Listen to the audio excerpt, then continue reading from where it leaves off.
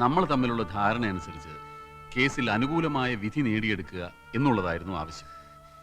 അതിനു വേണ്ടുന്നതേ ഞാൻ ചെയ്തുള്ളൂ. ഒരു കാര്യം മാത്രമേ എനിക്കറിയണ്ടൂ. എന്തുകൊണ്ട് ഈ വിവരം നേരത്തെ എന്നോട് പറഞ്ഞില്ല? പറഞ്ഞതുകൊണ്ട് കേസിന് പ്രത്യേകിച്ച് എന്തെങ്കിലും ഗുണം ഉണ്ടാവുമെന്ന് എനിക്ക് തോന്നിയില്ല. മാത്രമല്ല, ഞാൻ മറ്റൊരു രീതിയിലാണ് ചിന്തിച്ചത്. അയാളുമായിട്ടുള്ള ഈ പൂർവ്വബന്ധം ഞാനുമായി ഡിസ്കസ് ചെയ്യാൻ പ്രിയക്ക് താല്പര്യമില്ലെന്ന് എനിക്ക് തോന്നി. വിവാഹം നിശ്ചയിച്ചിട്ടും പ്രിയ അയാളെ അറിയുമായിരുന്നില്ല എന്ന കാര്യം ഞാൻ ഊഹിച്ചതേയില്ല. പ്രിയയെ അയാൾക്കും അറിയാമായിരുന്നില്ലേ? നമുക്ക് പിന്നീട് സംസാരിക്കാം.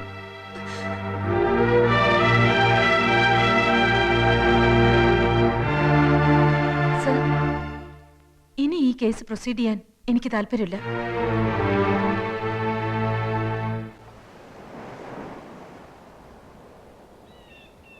എന്റെ ദൈവമേ,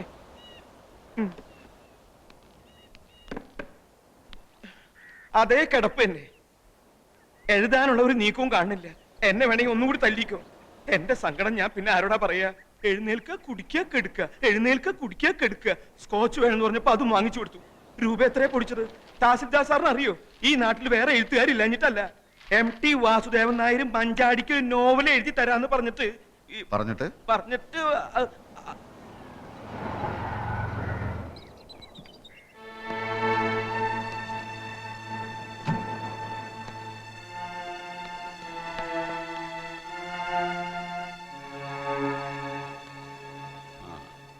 ആവശ്യമില്ലാത്തൊരു കേസാണിതെന്ന് അറിയാഞ്ഞിട്ടല്ല.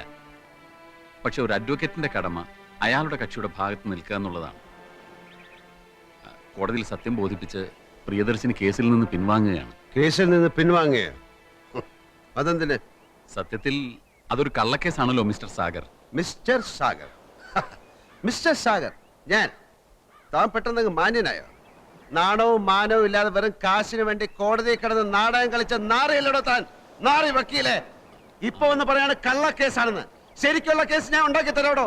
ഇടിച്ചതിന്റെ നെഞ്ചെ കളിക്കി തരാം. അപ്പൊ അതൊരു കേസാക്കാം. അവളെ വെട്ടി ഞാൻ നുറുക്കാം. അപ്പൊ തനിക്ക് മറ്റൊരു കേസ് കിട്ടും. അവളോട് പറഞ്ഞേക്ക്, ഏത് കേസ് പിൻവലിച്ചാലും എന്റെ കണ്ണീരിന്റെ കണക്ക് തീർക്കാതെ അവളെ ഞാൻ വിടില്ലെന്ന്.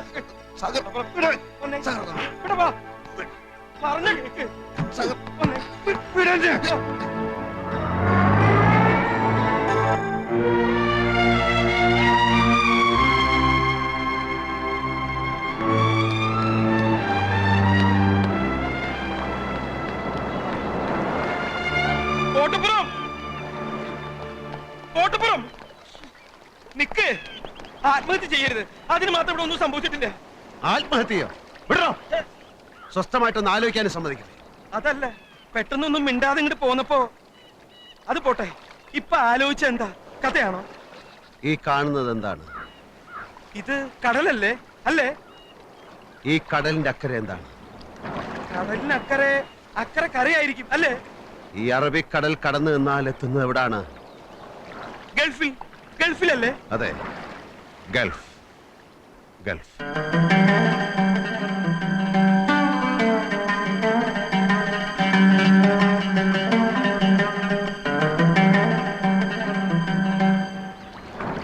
ഇനിയുള്ള കഥ ആരംഭിക്കുന്നത് ആ മണലാരണ്യങ്ങളിൽ നിന്നാണ്.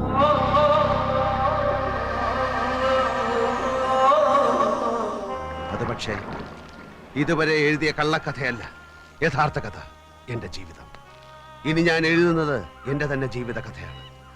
ഗസറ്റഡ് യക്ഷിയും ജയദേവൻ എന്ന എഴുത്തുകാരനും ഇനി പ്രിയദർശിനിയും സാഗർ കോട്ടപ്പുറവുമായി ഇവിടെ പുനർജനിക്കുന്നു.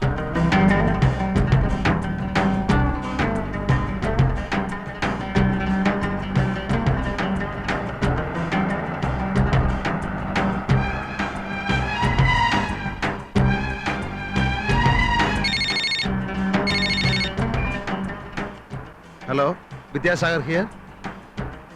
പത്മിനി ചേച്ചി നല്ല ആളാ. ഇന്നലെ തന്നെ വിളിക്കാന്ന് പറഞ്ഞിട്ട് അതുപോലെ കാര്യങ്ങൾ അവിടെ വരെയായി. ഞാനും മോനേട്ടനും കൂടി പോയി കണ്ടു. നല്ല ഒതുക്കവും വിനയവും, വെളുത്ത് മെലിഞ്ഞ് നല്ല ഭംഗിയുള്ള ചിരിയും. ഒറ്റ നോട്ടത്തിൽ തന്നെ എനിക്ക് മോനേട്ടനും കുട്ടിയെ നന്നായി ബോധിച്ചു. മോഹനേട്ടന്റെ കാര്യം വിടൂ. പത്മിനി ചേച്ചിക്ക് ഇഷ്ടപ്പെട്ടല്ലോ, അത് മതി. എന്റെ കാഴ്ചപ്പാടും സൗന്ദര്യ സങ്കല്പവും ഒക്കെ എന്നേക്കാൾ അറിയാവുന്നത് ചേച്ചിക്കല്ലേ? എന്നാലും നിനക്കും കൂടി ഇഷ്ടപ്പെടണമല്ലോ. പറ്റുമെങ്കിൽ ഒരു 3-4 ദിവസത്തേക്ക് വന്നിട്ട് പോയിക്കൂടെ നിനക്ക്? ഇപ്പൊ വന്നാ കല്യാണത്തിന് വരാൻ അറബാബ് ലീവ് തരില്ല. അപ്പൊ പിന്നെ ഒരു താലി പാഴ്സൽ അയച്ച് തരേണ്ടി വരും ഞാൻ. ഒക്കെ ചേച്ചിയും മോഹനേട്ടനും കൂടെ അങ്ങോട്ട് തീരുമാനിച്ചാ മതി. ഏതായാലും കുട്ടിയുടെ ഫോട്ടോ ഞാൻ കൊടുത്തയച്ചിട്ടുണ്ട്. എപ്പോ കൊടുത്തയച്ചു? ആരുടെ കൊടുത്തയച്ചു? എന്ന് കൊടുത്തയച്ചു? ഓ, കിടന്ന് ചാടാതെ. നിന്റെ കൂട്ടുകാരൻ സൈനുദ്ദീന്റെ സിസ്റ്റർ സോണിയ അല്ലേ? അവളും ഹസ്ബൻഡും കൂടി യാത്ര പറയാൻ വന്നിരുന്നു മെനിഞ്ഞാന്ന് രാത്രിയില്. കയ്യോട് കൊടുത്തയച്ചിട്ടുണ്ട്. ഫോട്ടോ ഇപ്പൊ സൈനുദ്ദീന്റെ കൈ കിട്ടിക്കാണല്ലോ. അവൻ പറഞ്ഞില്ലേ? അപ്പൊ പറഞ്ഞില്ല കള്ള നമുക്ക് മറന്നു കാണും. ഞാൻ പിന്നെ വിളിക്കാം. ഇവിടെ പെട്ടെന്ന് കുറച്ച് ഭയങ്കര തിരക്കിലായി പോയി.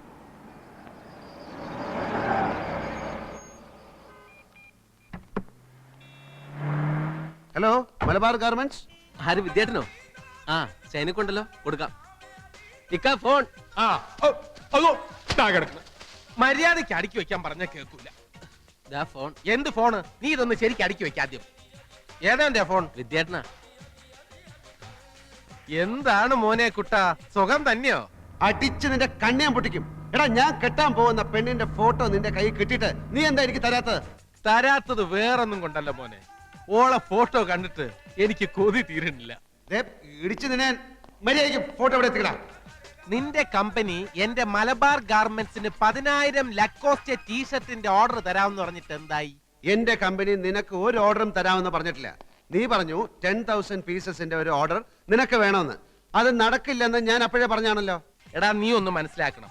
എത്രയോ കൊല്ലക്കാലം നമ്മൾ ഇന്ത്യക്കാരെ മുഴുവൻ അടിമകളാക്കി ഭരിച്ച ബ്രിട്ടീഷുകാരനാണ് നിന്റെ കമ്പനി മുതലാളി. എന്നോടുള്ളതിനേക്കാൾ ആത്മാർത്ഥ്യമൊന്നും അവനോട് കാണിക്കണ്ട. പണ്ട് നമ്മളെ അവൻ ചൂഷണം ചെയ്തു, ഇന്ന് നമ്മൾ അവനെ ചൂഷണം ചെയ്യണം. അതാണ് രാജ്യസ്നേഹം. ഓ, ഇതാണോ രാജ്യസ്നേഹം? ആ, ഞാൻ അറിഞ്ഞില്ല. നീ ഈ ഫോട്ടോ എപ്പോ എത്തിക്കും? നീ ടീഷർട്ടിന്റെ ഓർഡർ എപ്പോ തരും? ഓ, അത് ശരി. അപ്പോ ഓർഡർ തന്നാലേ നീ ഫോട്ടോ തരൂ അല്ലേ? നീ ഓർഡർ താടാ മോനെ. വേണ്ട, എനിക്ക് ഫോട്ടോ വേണ്ട. രാത്രി ഞാൻ നിന്റെ ഫ്ലാറ്റിൽ വരാം. എന്നിട്ട് നമുക്ക് ഓർഡറിന്റെ ഫോട്ടോയുടെ കാര്യം വിശദമായിട്ട് ഡിസ്കസ് ചെയ്യാം. ഓക്കെ? ഓക്കെ.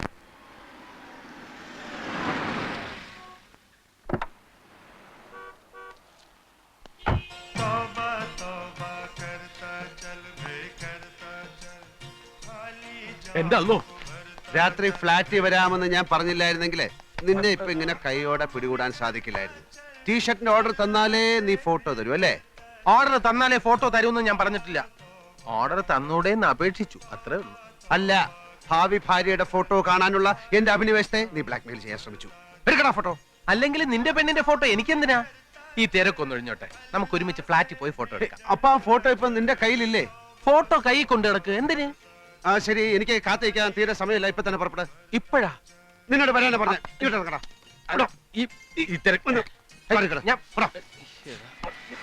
ഫോട്ടോ ഒക്കെ എടുത്തു തരാം. നീ ആദ്യം ഈ കൈ ഒന്ന് വിട്. വേണ്ട, വേല കയ്യിലിരിക്കുന്നാലേ.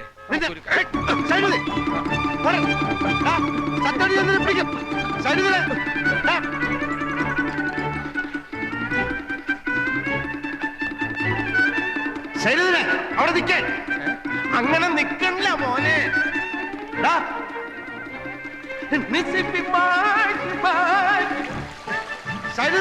ഇങ്ങോട്ട് ഇറങ്ങി വരാൻ.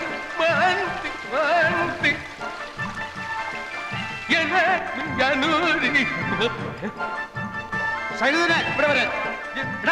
എന്നെ ഓടിക്കരുത്. 1500 മീറ്ററിൽ കോളേജ് ചാമ്പ്യനാ ഞാൻ. ഫോട്ടോ എന്റെ കയ്യിൽ തന്നെ ഉണ്ട്. ടീഷർട്ടിന്റെ ഓർഡർ തരാതെ ഞാൻ ഇത് തരുന്ന പ്രശ്നമില്ല. പട്ടി.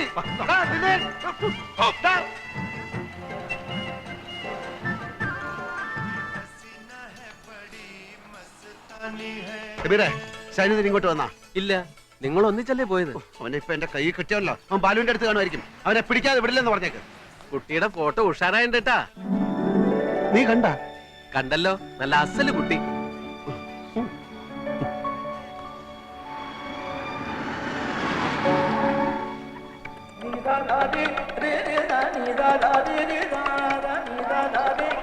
ബാലു, ബാലു. ആ സഗർ, സൈനുദ്ദീൻ ഇങ്ങോട്ട് വന്നോ? കടലില്ലേ? ഇല്ല. എങ്കിൽ ചിലപ്പോ ജെയിംസിന്റെ അടുത്താണ്. ശരി. ആ സഹർ, കുട്ടിയുടെ ഫോട്ടോ ഉണ്ടോ കേട്ടോ? കലക്കിയിട്ടുണ്ട്.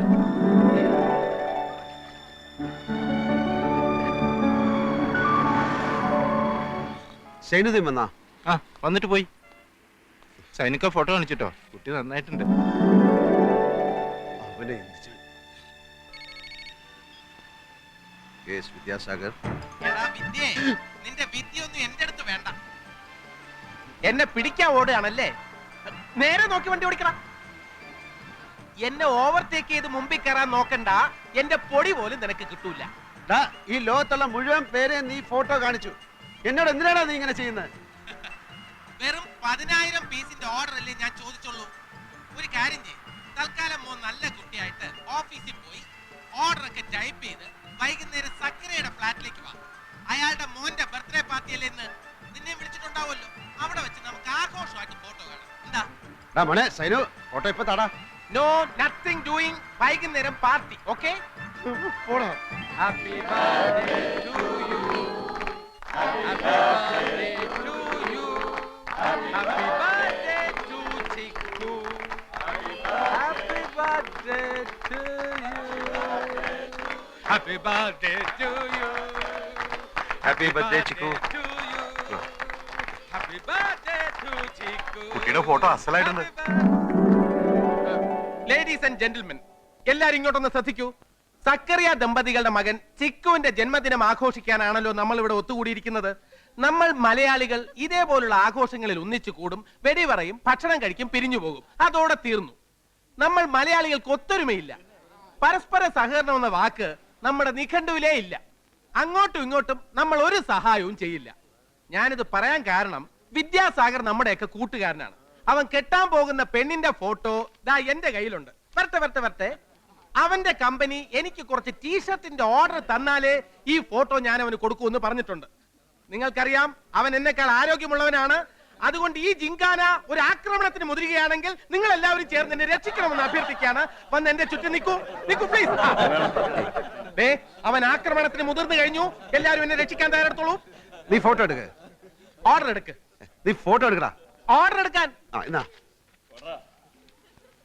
ഫോട്ടോ ഓർഡർ എടുക്ക്. ഫോട്ടോ തന്നാലേ ഓർഡർ തരൂ, അല്ലെങ്കിൽ നീ ഇനി എന്നെ ബ്ലാക്ക് മെയിൽ ചെയ്യും. ആ കവറിനുള്ളിൽ ഓർഡർ ആണെന്ന് അറിഞ്ഞാലേ ഫോട്ടോ തരൂ. നിനക്ക് എന്നെ വിശ്വാസമില്ലേ? ഇല്ല. വിശ്വാസമില്ല? എടാ, ഒരു സുഹൃത്ത് മറ്റൊരു സുഹൃത്തിനെ വിശ്വസിക്കണം. ഓർഡർ തരാത്ത കൂട്ടുകാരന്മാരെ വിശ്വസിക്കാൻ പാടില്ല.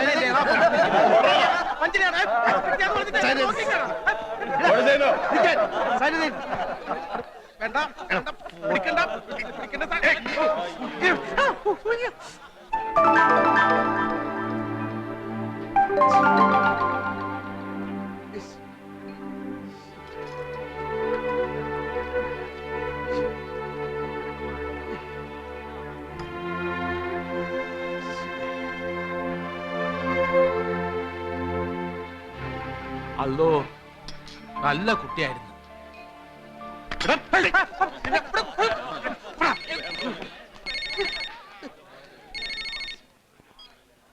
ഹലോ.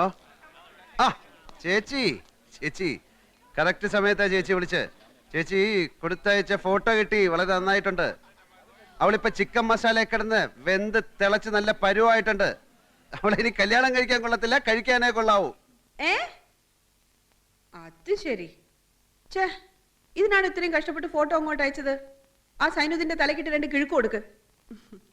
ഇനിയിപ്പോ രണ്ടാമത് അവിടെ ചെന്ന് ഫോട്ടോ എങ്ങനെയാ ചോദിക്കുക? ഹേ വേണ്ട, ഇനി ഫോട്ടോ അയക്കൊന്നും വേണ്ട. ഈ ദുബായിൽ ഞാൻ ഒഴിച്ച് മറ്റെല്ലാവരും ഫോട്ടോ കണ്ടു. ചേച്ചിയുടെ സെലക്ഷൻ വളരെ നന്നായിട്ടുണ്ടെന്നാണ് പറയുന്നത്. കണ്ടത് മനോഹരം, കാണാത്തത് അതിമനോഹരം എന്നാണല്ലോ. കാണാത്തതുകൊണ്ട് അതിലില്ലാത്ത സങ്കല്പത്തിന്റെ തേരിലേറി എനിക്ക് എത്ര വേണമെങ്കിലും സഞ്ചരിക്കാം.